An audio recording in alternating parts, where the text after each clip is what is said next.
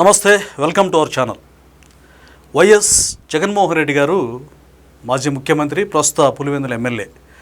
ఆయన చాలా మర్యాదస్తులు, ఆయన భాష చాలా బాగుంటుంది, అత్యంత గౌరవనీయమైనటువంటి వ్యక్తి ఆయన. ఎందుకంటే ఆయన ఎంతో సాత్వికుడు, ఒక వినయ విధేయతలకు ఆయన కేర్ ఆఫ్ అడ్రస్ అని చెప్పొచ్చు. జగన్మోహన్ రెడ్డి గారు ప్రస్తుతం విపక్ష నేతగా ఉన్నారు, అంటే ప్రతిపక్ష హోదా కూడా లేదు. అయినా కానీ ఆయన ప్రశ్నించే హక్కు ఉంది.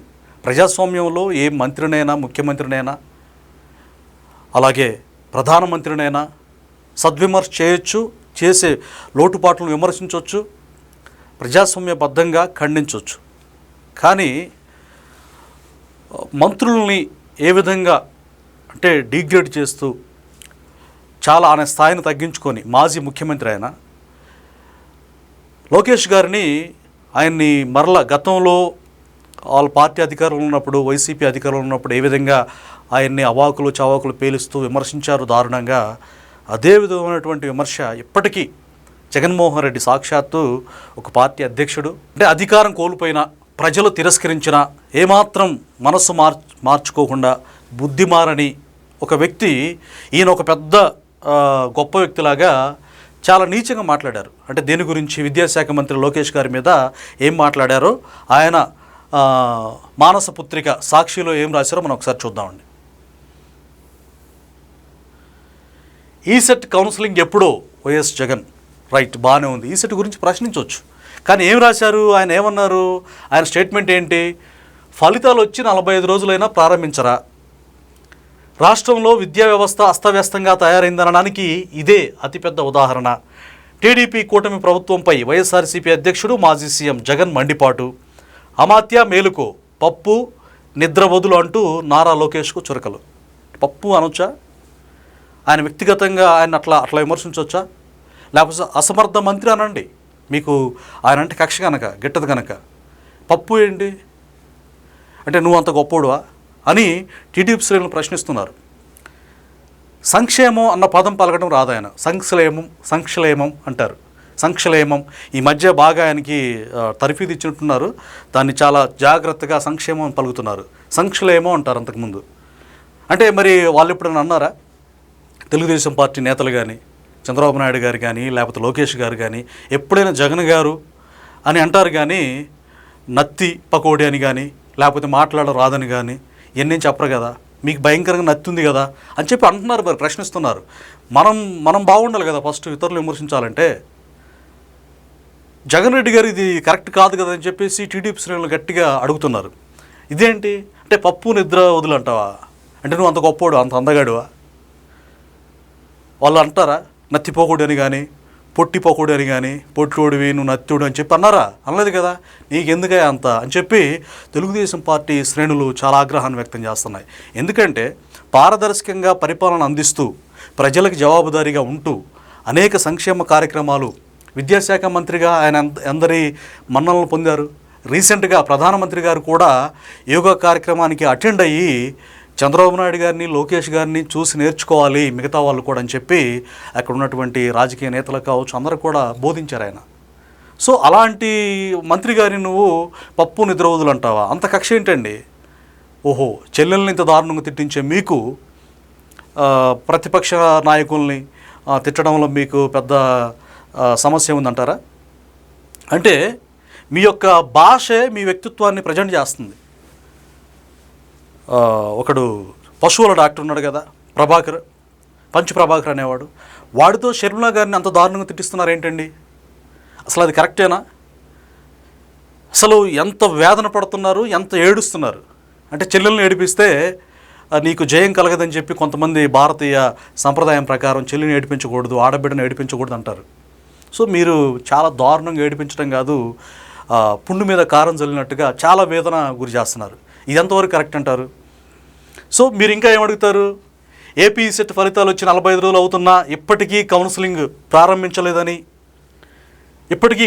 ప్రారంభించలేదని, రాష్ట్రంలో విద్యా వ్యవస్థ అస్తవ్యస్తంగా తయారైందనడానికి ఇదే అతిపెద్ద ఉదాహరణ అంటూ ఎక్స్ వేదికగా వైఎస్ఆర్సీపీ అధ్యక్షుడు మాజీ సీఎం జగన్ టీడీపీ కూటమి ప్రభుత్వంపై మండిపడ్డారు. అమాత్య మేలుకు, అమాత్య అంటే మంత్రి అని అర్థం కదా, అమాత్య మేలుకో, ఓకే బాగుంది అంతవరకు. పప్పు నిద్ర వదులు అంటూ అంటే ప్రాస్తో గుండె పంచా ఇది. ఇందాక చెప్పినట్టుగా పొట్టి అని కానీ నత్తి అని కానీ వాళ్ళు అనలేదే. కానీ మీరెందుకు అలా నోరు జారుతారని చెప్పి టీడీపీ నేతలు కానీ సభ్య సమాజంలో గౌరవప్రదంగా ఉండాలని కోరుకునే వ్యక్తులు మిమ్మల్ని విమర్శిస్తున్నారు. ఇది కరెక్ట్ కాదు కదా జగన్ రెడ్డి అని చెప్పి నిలదీస్తూ ఉన్నారు. ఇక టీడీపీ కార్యకర్తలు అయితే వాళ్ళ నాయకులు అంటే వాళ్ళు కూడా కోపమే కదా, భయంకరంగా మీ మీద ట్రోల్స్ జరుగుతూ ఉన్నాయి. ఎందుకు మీరు ఆ విధంగా వాళ్ళకి ఆస్కారం ఇస్తారు? మీరు విద్యా వ్యవస్థలో మీరు తీసుకొచ్చిన సంస్కరణలు ఏంటి? గతంలో నాడు నేడు అంటూ మీ ఎమ్మెల్యేలు మీరు ఎంతగా దోచుకున్నారు, ఎంత దుర్మార్గంగా వాటికి మసిపూసి మారేడికాయలాగా ఆ నిధులను మొత్తం పక్కదారి పట్టించి మీరు ఈ శాఖ అంటానికి వీల్లేదు, ప్రతి శాఖలో కూడా మద్యం మాఫియానే కాదు. రీసెంట్గా ఈరోజు అప్డేట్, తాజా అప్డేటు 3,000 కోట్ల పైన ఈ డ్రైనేజీకి సంబంధించి అలాగే మీరు మున్సిపాలిటీకి సంబంధించి నిధులు స్వాహా చేశారని చెప్పేసి ఆ శాఖ మంత్రి, ప్రస్తుత మంత్రి నారాయణ గారు తేల్చి చెప్పారు.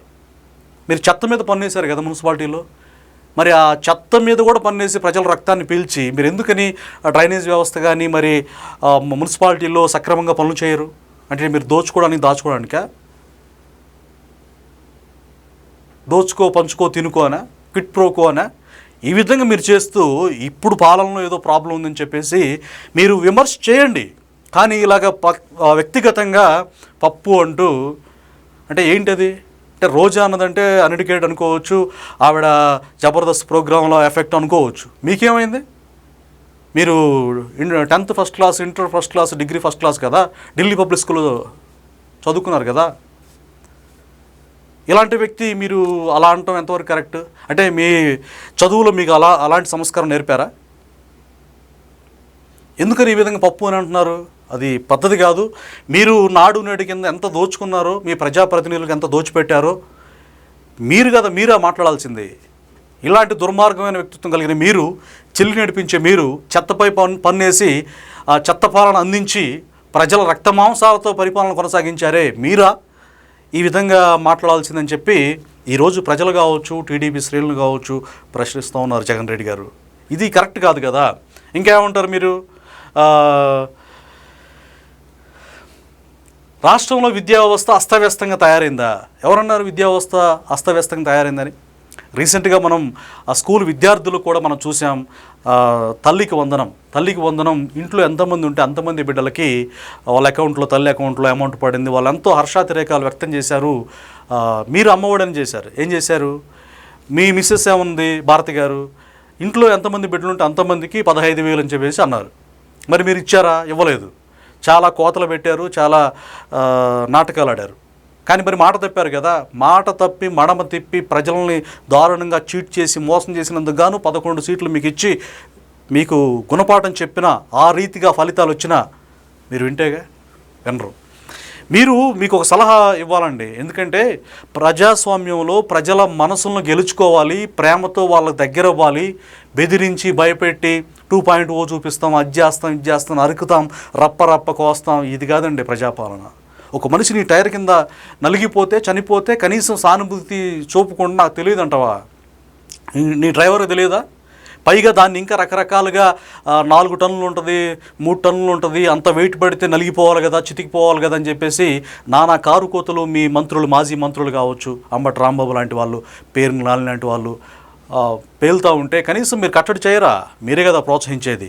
అయినా లాస్ట్గా మీకు చెప్పాలంటే కొంతమంది పేటీఎంస్ని మీరు బాగా ఎంకరేజ్ చేస్తున్నారు. ఎవరి మీద? ప్రతిపక్ష నేతల మీద అంటే ఓకే, మీరు మీ విషయం చెమ్ముతారు. సొంత చెల్లెల మీద అలా చేస్తున్నారేంటండి? చాలా దుర్మార్గం అండి. ఏకైక చెల్లెలు కదా, ఒక్కగానొక చెల్లెలు కదా, మీకంటే మీ చెల్లెల్ని ఎవరు బాగా చూసుకుంటారు? తనకే కాదు, తన తండ్రిని కోల్పోయిన సునీతారెడ్డి గారు కూడా ప్రాణహాని ఉందని చెప్పేసి ఆవిడ షర్మిల గారు ఆవేదన వ్యక్తం చేశారు. ఇప్పుడు వాళ్ళకి రక్షణ లేకుండా పోయింది, మీ తల్లి గారికి మీ చెల్లెళ్ళిద్దరికి. అంటే ఎవరు కారకులు? మీరు ఎలాంటి వ్యక్తిత్వం? అందరినీ అక్క చెల్లెమ్మలు అంటారు కదా, అక్క చెల్లెమ్మలు అంటూ వాళ్ళనే ఈ విధంగా రప్ప చేయడం ఎంతవరకు కరెక్ట్ చెప్పండి? జగన్మోహన్ రెడ్డి గారు మీరు మారండి. మారకపోతే ప్రజలు ఎంకరేజ్ చేయరు, గెలిపించరు. సో మనిషి అన్న వ్యక్తి ప్రజాస్వామ్యంలో ప్రజలకి దగ్గరయ్యి మంచి పనులు చేసి క్యారెక్టర్ మంచిగా బిల్డ్ చేసుకొని అప్పుడు గెలిచి ప్రజలకు సుపరిపాలన అందించినప్పుడు ప్రజలు మీరు కోరుకున్నట్టుగా 30 ఏళ్ళు మిమ్మల్ని గెలిపిస్తారు. తప్పితే అలా కాకుండా మీరు నరికేస్తాం, చంపేస్తాం, 2.0 చూపిస్తాం, సినిమా చూపిస్తాం, నేల టికెట్, బాల్కనీ అంటూ ఈ విధమైన వ్యాఖ్యలు చేస్తే మీరు జీవితంలో ముఖ్యమంత్రి కాదు కదా, ఎమ్మెల్యే కూడా గెలవరు. మీరు మారండి. ఇదే నా సలహా. విద్యాశాఖ గురించి మాట్లాడే రైట్ మీకు లేదని చెప్పేసి ఈ సందర్భంగా నేను చెప్పదలుచుకున్నా. Thank you.